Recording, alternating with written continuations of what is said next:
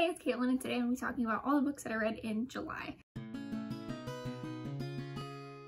This month I read 7 books. I tackled about half of my summer TBR that I created for myself, which is just books that I really want to get to this summer, which is not that many. The first book that I read is Pride and Prejudice by Jane Austen. This was something that I was hoping and planning to read for a long time, so I'm glad I finally did it because I can finally say that I've read a book by Jane Austen. Now I have the authority to talk among people about Jane Austen. I am posh, I am proper, I am knowledgeable about Jane Austen because I read one book by her. Anyways, what I thought about this book, it was alright. You know, it really wasn't that great. The last 40 pages were really good, but the like 200 or so before those 40 pages were really not that great. They didn't really capture my attention. I understand how some people might really enjoy this book, but for me, there's just not really, I mean, there's no action. It's a, you know, it's a book about who marries who. You know, if you're interested in that and that's something that is dramatic or intriguing to you, then yeah, this book's gonna be really good. But to me, that's just like not super interesting. I did appreciate some of the characters. I really like Darcy. I like Elizabeth, you know, the 2 main characters. I also really like Jane. I'll be honest and say that I really thought this made a better movie. I watched the Keira Knightley adaptation and I thought it was great. And I think that it's much more suited to the film medium because it's easier to make something that is not actually dramatic seem more dramatic on screen because you've got music, you've got cinematography, you've got costume, you've got facial expressions to do the work for you, whereas in the text form, you've just got words. And while words can do a lot, I think that in the writing style that Jane Austen took on back in the day, I don't really know if that was quite accomplished to a certain level. I mean, don't get me wrong, I didn't hate this book. I enjoyed parts of it, but overall it was just kind of dull to me. So overall I think I gave it 3 stars. Next I read 13 Reasons Why by J. Asher, and this one is kind of a difficult one to put together my thoughts for because was it enjoyable to read? Kind of. I thought it was interesting throughout and the format was very unique. However, I really just wasn't comfortable with the way that it dealt with suicide. I kind of felt as if it was glorifying it throughout. It was possibly a bad example or a fictionalized experience that doesn't exactly reflect accurately or give justice to the issue itself. I don't know, it just didn't really feel genuine to me. And the fact that it was made into a Netflix series, which I've heard a lot of people kind of have the same feelings about that towards it as I do towards this book. Overall, I gave it 2 stars, but I probably wouldn't recommend it.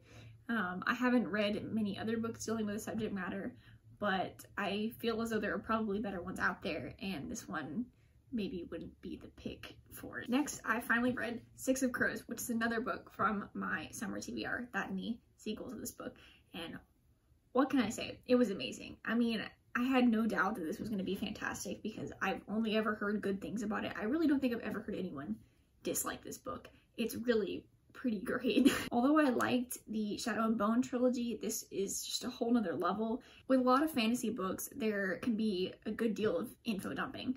And something that I really liked about this book is it didn't feel like there was any info dumping whatsoever. It felt like the world, the characters, the setting, and the plot, the general idea of the plot were all sort of revealed gradually through action instead of having other characters describe other characters or info dumping on someone's backstory. What happened is that the way that they acted in certain scenes kind of revealed their character and their attributes.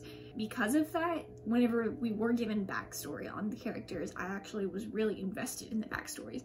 Whereas in certain fantasies, somebody gives me a backstory and I'm like, well, can we get back to the main story? I'm not really, and it takes me a while to accept it. But in this one, that was not the case. I really was interested in all aspects of the story. I think this is considered grimdark fantasy and I'm kind of here for it. Maybe not all the time, but I'm liking it. So I gave this 5 stars, obviously. Next I read Anna and the French Kiss, and I talked a lot about this in my reading blog for the Reading Rush because I think, oh yeah, this is where my reading for the Reading Rush begins. I enjoyed reading Anna and the French Kiss. I thought it was really exciting throughout, like the story made you want to keep reading. At the same time though, I kind of hated the characters. I don't know and I'm not sure if other people feel the same way about these characters, but I really think they're kind of awful people. The decisions they make are not wise, not admirable. They're kind of bad. And honestly, I feel bad for some of the other characters who get the bad end of the stick in this book, and they aren't really, you know, given the light of day that they probably should. The values of the characters do and don't interfere with the story for me. So because I didn't like them as people, I wasn't as inclined to give the story a higher rating, but at the same time, it was enjoyable. I think the high point in this book was definitely right in the middle,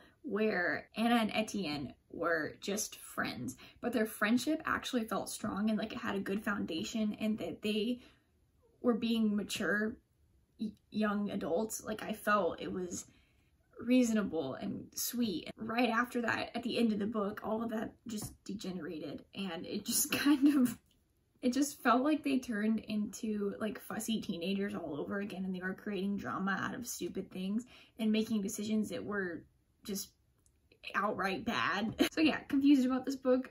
I liked it, but I didn't like it. I gave it 3 stars. Next, I read Persepolis, which is a graphic novel. It's also a memoir following the author's childhood in Iran. And this is a time period I really didn't know much about the Iranian Revolution.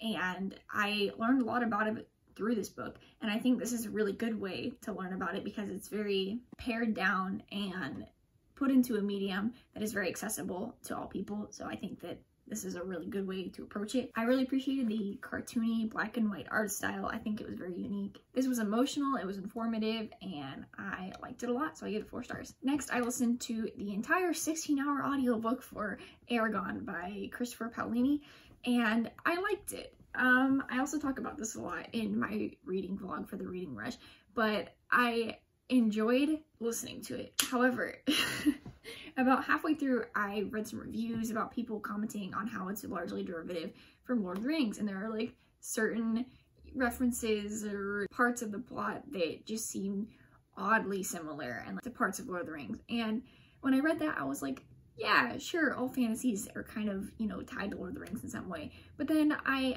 started seeing it more and more as I continued listening to it, and it bugged me a little bit. So to that extent, I can say that Eragon may not be the most original fantasy. It may fall into a bunch of the tropes that fantasy is known for nowadays. The chosen one, the wise elderly figure, the random villains along the way. Okay, also there's like pretty much no direction to the plot. It's just kind of like, we go here, and this leads to this, and this leads to this.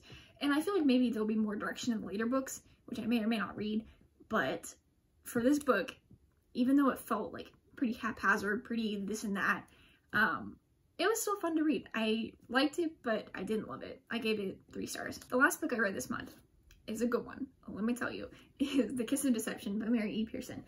I thought I would like this book, but I didn't know that I would love this book. This book follows Princess Leia as she is fleeing her wedding day in her kingdom to a prince that she's never met, and she runs away. She goes to this small town and she tries to just live a simple life for herself. All she wants is to just live as an individual, independent of others' decisions for her. But what she doesn't know is that 2 people are after her: an assassin sent to kill her, and the prince that she didn't want to marry. So what is so fascinating about this book is that Leia meets these 2 people and she gets to know them separate from their missions or whatever, but the book never tells you which is which.